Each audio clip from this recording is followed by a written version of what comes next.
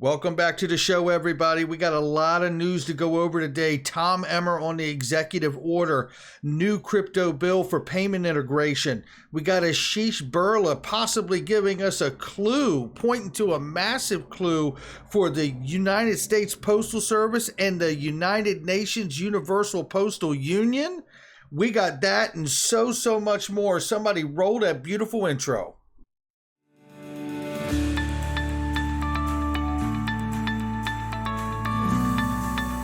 Digital Perspectives with Brad Kimes. Come on in.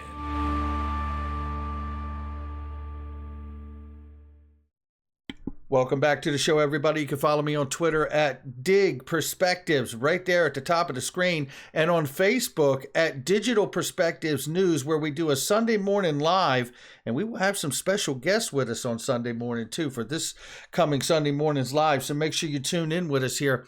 $1.745 trillion market cap, ladies and gentlemen. It is March 10th, 2022. Good morning. We are off by 5.69%, but wait a minute. We had the executive order. It's good news for crypto. You're absolutely right, it is. And the big boys probably sold right into the face of it, and we're off by more than 5% this morning. 39,200 plus for Bitcoin, $2,600 and change for Ethereum. XRP at number 6 spot again at 73 cents right now. Let's look at the range of price. We see we're ranging between 73 cents on the bottom and 78 cents on the top. Let's get into the news this morning. First of all, I've been telling you about my Glint Pay card. Was going to do the wire yesterday, put some gold on my card, doing it today. I got busy with meetings. I am so excited because we know inflation is raging.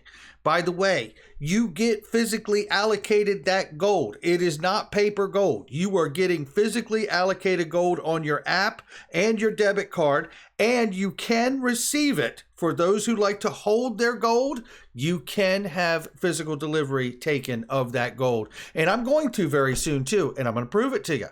Right here, it says Western world needs to accumulate gold, and I'm going to. Glint Pay, baby. It's underneath every video. You can find it. Don't mess around because inflation is just raping us. And I tell you right now, if you look at this, I'm not going to play this because there's a funny comment in here where one of the analysts on here says inflation was never transitory except in Jerome Powell's mind. Which is really true. And that's why I've been such a fan of, look, I've been a fan of gold my whole life, but I can tell you, I am a huge fan of gold, especially right now because of inflation and everything that's happening. And I'm taking some of my gains, some of my profits when I'm able to, extra money, and putting it in Glint Pay because I know I want to have a certain amount on my app that I can spend to counter inflation. And I want to have a certain amount that I end up taking physical delivery of just so I can have it for my family. Look at this right here. Tom Emmer, most fortunately, the executive order doesn't ask the SEC to weigh in. SEC Chair Gensler has spent the past year intimidating crypto innovators and entrepreneurs with his unproductive regulation by public statement and enforcement action. His input is not critical. Look, I tell you, overall, it's critical that we maintain tech economic leadership on the global stage, and Tom Emmer looks forward to continuing the work, find bipartisan solutions to keep our great crypto community here in the United States. He has a long thread there, and it is absolutely fantastic. And shout out to Tom Emmer for all he's doing. Keep an eye out for this from Senator Cynthia Lummis right here. Been a long time coming, she says, but she is going to be introducing a bill to fully integrate digital assets into our financial system.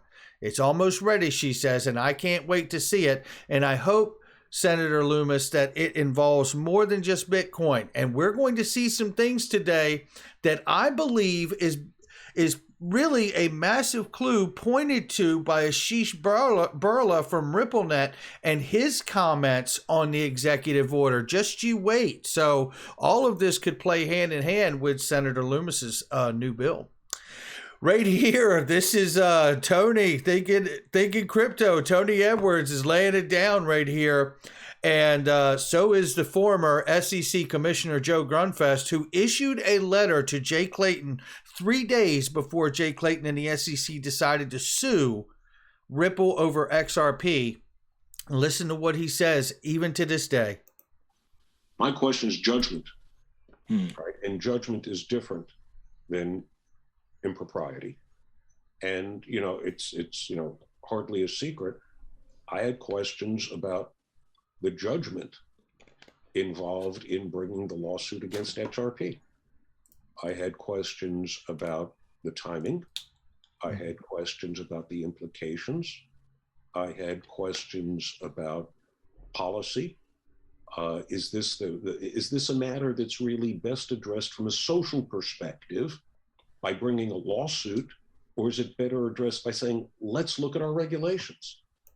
Well said by Joseph Grunfest. Now, he's not going as far as claiming any improprieties, obviously, but certainly the judgment, the timing, the implications, the policy, everything else certainly in question in his mind, and he's been extremely vocal about it. Now, take a look at this, because this is Ashish Burla from RippleNet right here, and he says, today's executive order definitely put a stake in the ground on crypto like we haven't seen from the U.S. government. After years of crypto is only for money laundering or crypto doesn't have any real use cases, this is a refreshing read, and it really is. But I want to get to the point right here where he goes, one point that stands out is acknowledgement that many in the United States and elsewhere are underserved by the current financial system, and that crypto will play a role in changing it by democratizing access to finance using crypto and accompanied technologies. Now, I want you to remember that he said that. We're going to come back. So about the underserved by the current financial system. Don't forget that. And we're going to democratize that with crypto. This is a reminder that on the global stage, that the executive order from the current U.S. administration on crypto and Christine Lagarde from the ECB calling for MiCA, which is regulations for crypto in the EU, being passed are strong signs for a bright future in both the U.S. and the EU. Anders L., you are absolutely right. And I thought it was such a strong point to make that they are happening right now collectively. And that tells me it is time, ladies and gentlemen. And the EU and the US are going to hit a stride for clarity and innovation in this digital asset, emerging asset class, and it is going to be something to behold. I think it is going to really make the early days of the internet look like child's play. I really do believe that. This is a reminder because we're about to look at something here. Ripple is not a security in the United Kingdom, Switzerland, Singapore, Japan, the United Arab Emirates, as an example. But take a look at what's interesting about this article, because it really is John Deaton here. And shout out to John Deaton for representing 65,000 plus XRP holders right now. He goes on to point out here that the executive order directs agencies to work with our allies and partners to ensure international frameworks. UK's Financial Conduct Authority declared XRP is a non-security. Japan's FSA declared XRP a non-security. Switzerland, the UAE, Singapore, and other countries around the world say XRP is not a security. Point being, the executive order directs agencies to work with our allies and partners to ensure international frameworks. Understanding that, although Ripple suggested in recent court filing that the SEC lawsuit could end before November 18, 2022, the case could reach a settlement before the end of the first half of this year if the SEC also follows the other U.S. allies to consider XRP as a non-security. So the executive order directing to work with other allies and partners could really bring this case to a resolution much sooner than the projected November date. Pretty interesting stuff. But let's come back to this, because the point stands out is the acknowledgement that many in the U.S. and elsewhere are underserved. Notice that, in the U.S. and elsewhere. Well, guess what? This was sent to me yesterday from Big Skinny right here. And here it comes is right, banking the unbanked. Postal Service's launch banking pilot with the hopes of expanding in early 2022. Really? That's right. This was all the way back in October of 2021 when they reminded us that there was 4 sites located in D.C., Falls Church, Virginia, Baltimore, the Bronx, New York, will not accept any checks larger than $500, the debit cards to which USPS is referring as a gift card, will allow users to withdraw cash from an ATM for a free fee or purchase goods online or at retail stores. The American Prospect first reported the pilot. The initial sites and services are meant to be a proof of concept test for Postal Service APWU official says. The union is hopeful that the USPS will expand the pilot in early 2022 in both terms of services offered and locations where they are available.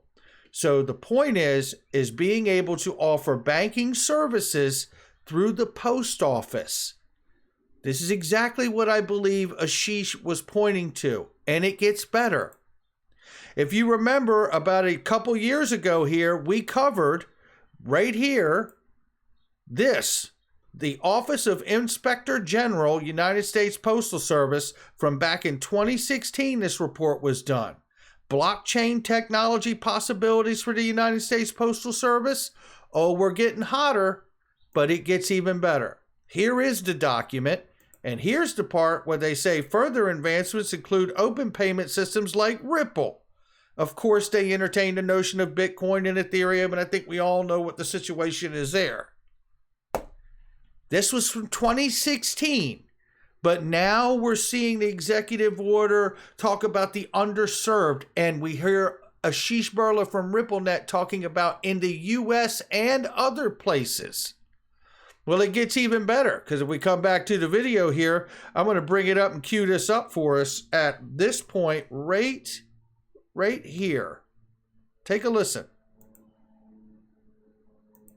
By Universal Postal Union boasts clear use case of Ripple DLT and its cryptocurrency XRP. If we go through this, you will see the Universal Postal Union advocates for the usage of crypto assets, recommending XRP and the distributed ledger technology of Ripple as a solution to cut costs and time associated with money transfers.